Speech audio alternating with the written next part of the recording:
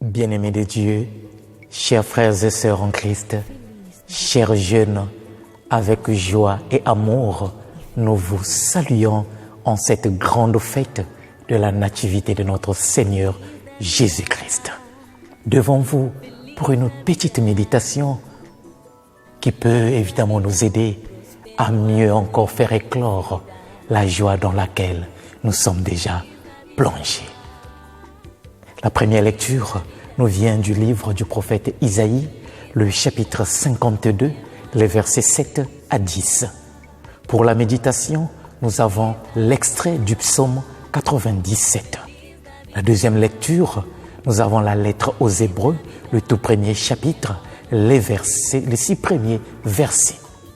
Et pour l'évangile, nous avons Saint Jean, le tout premier chapitre et les 18 premiers versets. Chers frères et sœurs en Christ, pour notre petite méditation en cette grande fête de Noël, qu'est-ce que je peux vous proposer? Eh bien, un petit thème. Un petit thème qui peut évidemment nous aider à mieux entrer dans la dynamique, n'est-ce pas, des textes qui nous sont proposés en cette solennité. Dieu nous offre son amour. Et son amour est plus fort que notre péché. Dieu nous offre son amour. Et son amour est plus fort que notre péché. Oui, l'amour de Dieu est plus fort que le péché de l'homme. Et pour mieux arriver, bien-aimés de Dieu, à ces thèmes, je nous propose une fois de plus 3 petits pas. Le tout premier, c'est celui que nous avons intitulé « Dieu est notre libérateur ». Dieu notre libérateur. Chers frères et sœurs en Christ, je m'appuie une fois de plus sur la première lecture qui nous est proposée aujourd'hui avec le prophète Isaïe. Le contexte est celui de la tristesse. Je dirais même celui de la fatigue spirituelle. Le peuple a l'impression d'être abandonné, lâché par Dieu, puisqu'il se retrouve en exil à Babylone. Et nous savons tous ce que c'est qu'une expérience de souffrance, d'esclavage. Et ce peuple est en train de traverser, je dirais, un moment assez sombre de son histoire. Il a perdu sa liberté. Il a perdu sa raison de croire. Il a perdu sa force intérieure. Il s'est dit, Dieu nous a abandonnés. Car là où nous nous trouvons, on n'a plus rien. Nous sommes entre les mains des Babyloniens qui nous manipulent. Et donc, l'espérance n'existait plus. La tristesse est au rendez-vous. Le désespoir est là. Et cela nous arrive également. Et peut-être vous et moi, aujourd'hui, nous traversons ces moments de tristesse. Moments où on a comme l'impression que rien ne marche, rien ne va, rien ne passe. On s'est dit être abandonné. Oui, les souffrances, les difficultés, la maladie, nous sommes bien, nous aussi, dans ces moments de tristesse, dans ces moments de souffrance. Et c'est exactement dans ces moments-là où on a comme l'impression qu'il n'y a plus d'issue, qu'il n'y a plus de porte ouverte, que le prophète revient pour dire à son peuple, mais pourquoi? Pourquoi tombes-tu évidemment dans ce désarroi? Dans ce fatalisme spirituel, Dieu ne va pas t'abandonner. Alors le prophète va utiliser des images très fortes, 2 petites images. Il parle du messager qui court pour annoncer la bonne nouvelle et en même temps du guetteur. Et oui, à notre époque, n'est-ce pas, de la grande technologie, il suffit tout simplement de se placer devant son ordinateur et envoyer un message. Mais à cette époque-là, pour aller livrer un message, il fallait parcourir des kilomètres et des kilomètres. Et donc le messager, c'est celui-là qui prenait une bonne nouvelle. Il courait pour venir annoncer au peuple que voilà, nous avons remporté par exemple la victoire. Et Isaïe entrevoit déjà cela. Il voit déjà le messager qui est en train de venir. Et en même temps, il présente l'image du guetteur, c'est-à-dire celui qui voit déjà l'espérance arriver, la victoire avancer. Une manière de dire à son peuple, tiens bon, Dieu ne t'a pas abandonné. Peu importe la situation dans laquelle tu es plongé, sois-en sûr que ton libérateur sera là. Et l'expression utilisée, bien-aimé de Dieu, c'est très important. Regardez l'expression, c'est au verset 9. Isaïe utilise l'expression « Goël » en hébreu, et qui veut dire dire tout simplement les libérateurs. Les Goël, c'est qui, bien-aimé de Dieu? Eh bien, dans la tradition juive, lorsque tu devais ou tu avais des dettes énormes et que tu n'arrivais plus à payer, eh bien, toi-même, tu pouvais te livrer comme étant esclave à ton créancier ou livrer toute ta famille. Et donc, le créancier pouvait utiliser ta famille, prendre ta famille ou toi-même comme étant esclave. Et le Goël, c'est celui-là qui était un parent de la famille, qui venait voir le créancier pour lui dire « Moi, je prends la responsabilité de ces personnes-là. Je te donne tout ce qu'ils te devaient pour qu'effectivement, tu les libères. » Et donc, le Goël, c'est un libérateur. Quelqu'un qui accepte de prendre sur lui nos dettes pour que nous puissions être libres.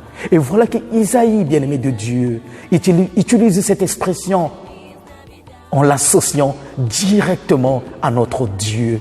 Comme pour dire le libérateur, le Goël, le parent le plus proche, notre voisin, on dirait même notre parent le plus proche est venu effectivement nous racheter. Quelle belle image en cette fête de Noël. Une manière de nous dire que Dieu notre Père est notre Goël. Par son Fils Jésus-Christ, il vient prendre notre humanité. Il vient nous embrasser dans notre situation de chaque jour pour pouvoir nous lever et nous faire communiquer sa grâce éternel, Dieu libérateur de son peuple. Le deuxième pas pour notre méditation, bien-aimée de Dieu, c'est celui que j'ai intitulé « Le salut de Dieu est pour toute l'humanité ». Oui, célébrer Noël, c'est célébrer l'amour de Dieu pour tous les hommes, pour toutes les femmes, pour tout être humain, parce que Dieu ne se communique pas seulement à quelques personnes, mais à tout le monde. Je l'ai dit en m'appuyant encore une fois de plus sur les textes bibliques de ces jours. Bien-aimés de Dieu, regardons la première lecture au verset 10. Le prophète Isaïe dit « Le Seigneur a montré sa sainteté, la sainteté de son bras, aux yeux de toutes les nations. » Et le psaume qui nous est proposé aujourd'hui au verset 3 dit « La terre tout entière a vu le salut de notre Dieu. » Et donc le salut de Dieu n'est pas réservé à quelques personnes. Noël, la joie de Noël n'est pas une joie réservée à quelques personnes, à des élites. Enfin, bien-aimés de Dieu, le dernier pas pour notre méditation, c'est celui que nous avons intitulé « Vivre notre identité de fils de Dieu ». Oui, nous sommes invités à vivre notre identité. Nous sommes invités à retrouver notre identité.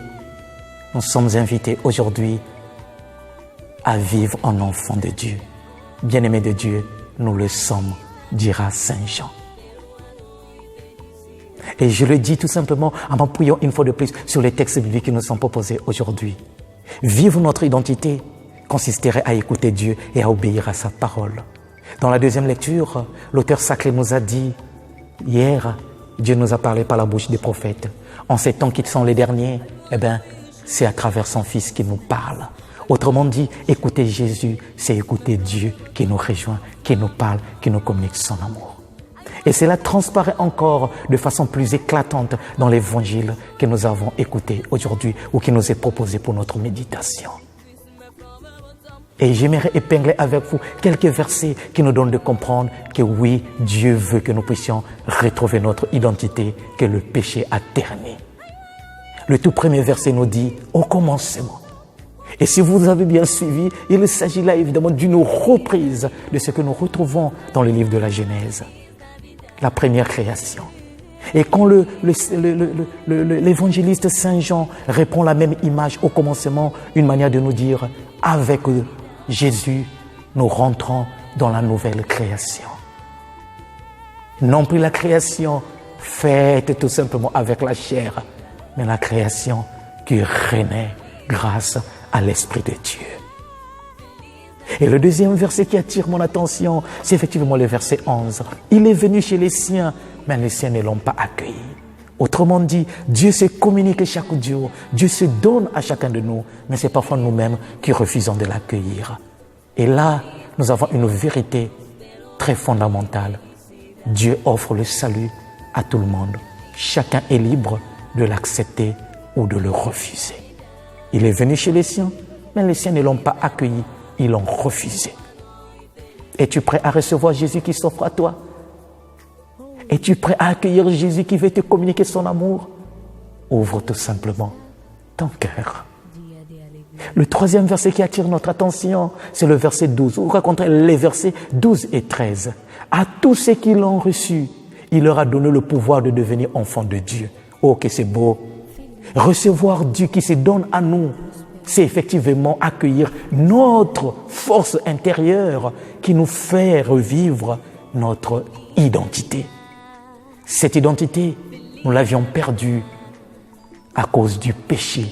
Et en Jésus, Dieu restaure notre identité première. Il veut que nous puissions récupérer notre image et que nous puissions vivre de cet amour dans lequel il nous avait dès le départ créés et destinés. Et quand il dit à ceux qui l'ont reçu, il leur a donné le pouvoir de devenir enfants de Dieu, il ajoute au verset 13, ils sont devenus fils de Dieu, non par la chair ni par le sang, mais par l'Esprit de Dieu, par Dieu lui-même. Autrement dit, ce n'est pas la volonté d'un homme, mais c'est la volonté de Yahvé. Oh, bien-aimé de Dieu, Noël, c'est donc entrer dans la grande alliance, dans la grande intimité avec Dieu, parce que lui-même, il vient nous communiquer sa vie. L'identité que nous avons perdue par le péché, il vient nous donner la grâce de la récupérer. Ainsi, Saint Paul, aux Romains, chapitre 5, verset 12, dira quoi? Par un seul homme, le péché est entré dans le monde. Et grâce à un autre homme, le seul et l'unique, Jésus-Christ, le salut est là. Et là où le péché a abondé, la grâce a surabondé. Accueillir Jésus, c'est accueillir la vie, c'est accueillir notre identité et vivre notre identité de fils de Dieu. Le dernier verset qui attire notre attention, c'est le verset 14. Alors, si nous accueillons Dieu, qu'est-ce qui va se passer? Eh bien, il se fait chair, oui, il va se faire chair dans nos cœurs, dans nos vies. Et le texte dit, et Dieu se fit chair et il habita parmi nous. Se faire chair et habiter. Et le verbe utilisé ici, c'est habiter. Mais par contre, si vous prenez la traduction en grec, le verbe c'est camper. Camper, ça veut dire quelqu'un qui vient dresser sa tente avec nous. L'image de quelqu'un qui chemine avec nous. Si nous nous déplaçons, cette personne part avec nous. Ça nous fait déjà penser à Matthieu chapitre 28, verset 20, l'Emmanuel. Je suis avec vous jusqu'à la fin du temps. Et quand Dieu dit, il s'est fait chair et il demeure ou il campe au milieu de nous, c'est pour dire qu'il ne nous abandonne plus. Il est là pour cheminer avec nous. Il suffit tout simplement que nous puissions l'accueillir. Et vous voyez, bien-aimé de Dieu, comme il est beau de comprendre déjà les versets 12 et 13. À ceux qui l'ont accueilli, il leur a donné le pouvoir de devenir enfants de Dieu. Quand nous accueillons Dieu, nous donnons ainsi la possibilité à Dieu de naître en nous, de demeurer en nous et de cheminer avec nous. Bien-aimé de Dieu, que Noël soit donc cette fête qui nous redonne notre identité de fils de Dieu et qui nous fait dire, au-delà des difficultés, au-delà de tout ce que nous pouvons rencontrer, moi X, moi Y, je suis appelé à vivre en enfant de Dieu et à communiquer l'amour autour de moi. Joyeux Noël à toutes et à tous. Que Dieu vous bénisse. Que Dieu vous protège. Ciao.